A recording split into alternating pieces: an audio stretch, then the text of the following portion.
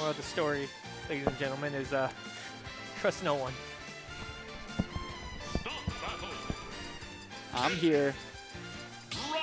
I'm ready to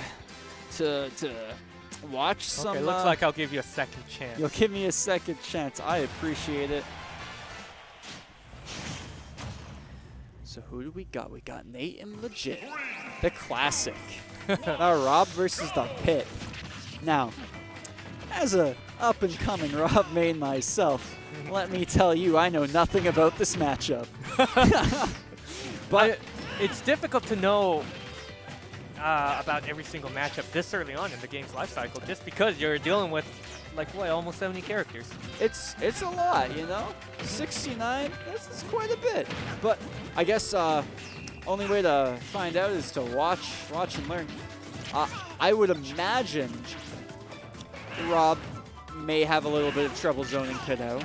Pit does have quite a bit of tools to prevent all of Rob's stuff, but you know, Rob can do stuff like that too. That's cool. Rob has a very flexible recovery move that that, if used correctly, means that the player can go quite deep off stage to make sure that his opponent doesn't come back. Although in this case, it might be, oh, there we go, first stock taken by Rob on Pit.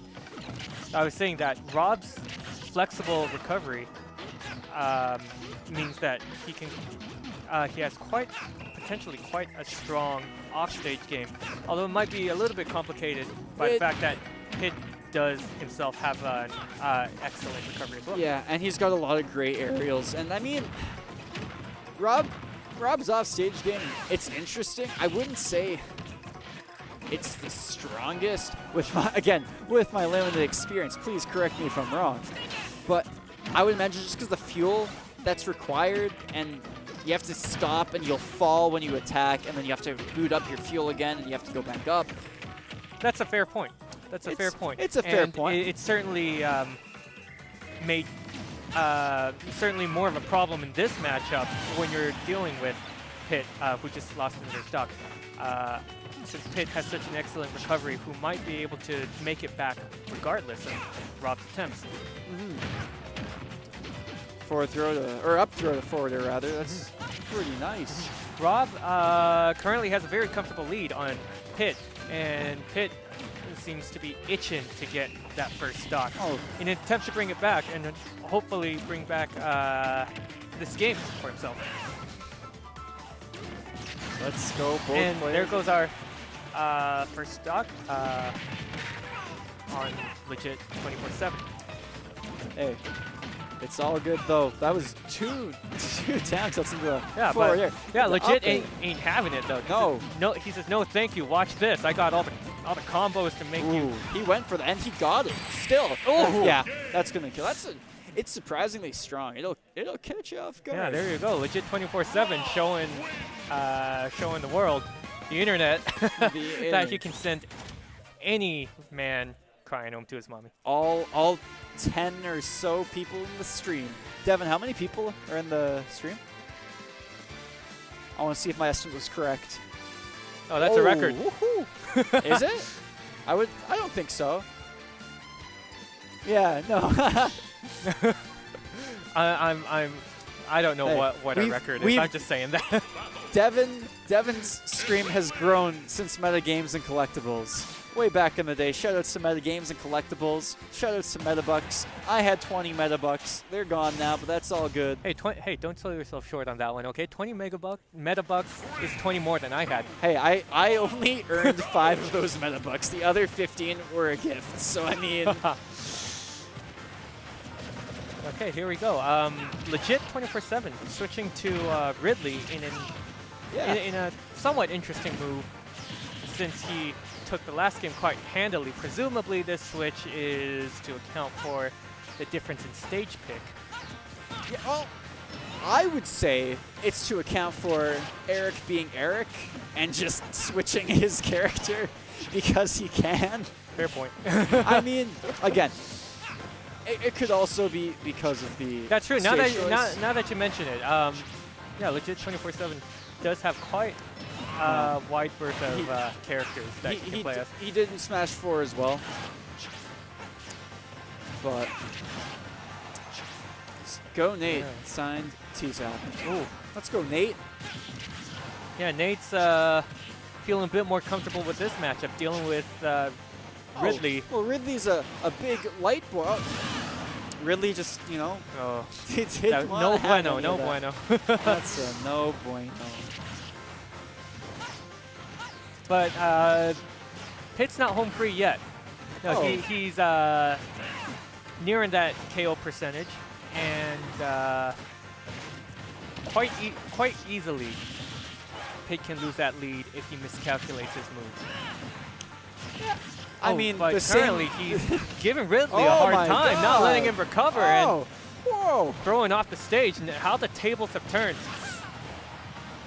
That was, you know, the first match, Legit247 sending Nate crying to his mommy, but now he's brought his mom back, and two of them are I don't know where I'm going with it. I gotta say two things. One, Jason, yeah, I think that is a real flex. That's not a weird flex, that's a real flex. Secondly, I do think Legit's gonna get in there a little bit more. Or perhaps I'm wrong. Again, what do I know? Why am I even on the mic? I know nothing of this game. Hey, but fake it till you make it. That's the whole point. It is practice. It's an SFU weekly. Yeah. No, not to make light of SFU weeklies. It was a pretty good turnout, right, Devin?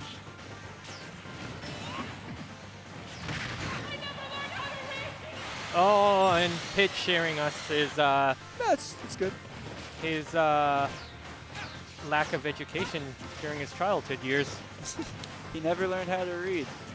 Yeah, you gotta feel for the guy sometimes, but where he lacks ingrained, he makes up for in strength, and he's certainly putting up a good fight against Ridley. Ridley's having a lot of trouble keeping up with Pitt's spacing and the speed of a lot of his moves. Haha! Okay. JK. Let's JK. go. I think you're 2 for 2 on that commentator's curse. Yeah. Oh man. That's all good. It's all good. Who's Eric gonna play next? SFU Weeklies teaching kids to stay in school. SFU Weeklies. Yeah. Learn to read, kids. Learn to read. Sponsored by Slanky. I donated $80 essentially to SFU Esports, so remarkable. Remarkable. Now that's a weird flex. That's what I call a weird flex. Okay, here we go. Things getting interesting. Since we're dealing with the same matchup as the last game, which turned out to be a lot closer than initially expected. And so I think Eric or Legit is just gonna have way more of a feel for this matchup at this certainly at this point. Yeah. Certainly we're at the point still where anything could go. Oh yeah. It's undecided. So I guess we'll see in the next few minutes. I guess you're right. We will see in the next few minutes. I would hope we'd see in the next few minutes. But Ridley, I mean, a lot of his most powerful moves do tend to be quite risky. Oh yeah. Yeah. Oh, well, except that one. But it's just like excellent move choice, though. They seem determined whenever you say something just to prove you wrong. This whole set. They're listening in on me. They're eavesdropping. Yeah. Who do you want to win? I'm gonna start. Start talking about them. Oh, I'm damn. I mean, you know, it's always good to see the underdog win. But I'm a big fan. I'm a gem of Eric. You know. I like to say I'm on a first name basis with him, but he still calls me Slanky, so I guess not. You are kind of slanky. I am kind of slanky. Yeah, so maybe he's not calling you that as much as he's describing you. Oh, he's describing. Well, that's how the name came to be. 69%. Hit quite quickly. There's the upper dash. Finding himself at a very significant disadvantage against Ridley. Yeah, but he's fine. He just needs to stay low, get that upper dash. He's good. Get that forward air. Don't forget, Ridley is 1 stock ahead. He is 1 stock ahead, but I think they can bring it back. Yeah, well, we're going to have to see some pretty careful play from Nate if he wants to bring this back. Especially now. Well, he's down to 1 stock. God damn. This is 3 stocks to 1. There's going to be needs to be a lot more respect towards Ridley going forward. The thing is, I think Nate's been playing well. He just hasn't been getting the kills. And I think that's more so Eric just being very, very cautious around him. No, Nate's a good player. Yeah, a lot of the times in these situations too, it's a balance between being careful and taking risks, because for many characters, their kill moves tend to be their riskier moves. And oh yeah, unless you're Pichu, you know. Well, Pichu or Inkling, quite a few others, probably Crom. Yeah. So as a general rule, though, and certainly for Pit, a lot of his kill moves from neutral tend to be slower moves, and it's really about whether he wants to risk getting hit by Ridley should he miss his slower moves. I mean, again, and we're seeing it right now. There's been a little bit of a trend with Pit and Dark Pit, from both, you know, Len and Nate. They're getting the damage, getting the strings. I'm sure this is true of a lot of Dark Pit and Pit players, but just the kills. Oh, yeah. Dark Pit and regular Pit. He's wearing the Dark Pit skin. Yeah. Huh? But he's wearing the Dark Pit skin. No, I was wrong. Devin is correct. Again, Nate is in a very risky position, especially with Ridley being an entire stock ahead of him.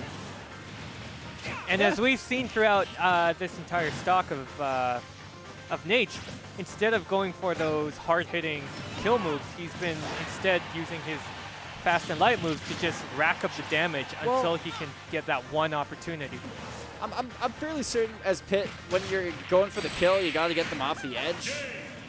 And that wasn't really happening a lot, but, you know, it was good performance by both players, in my opinion. Certainly,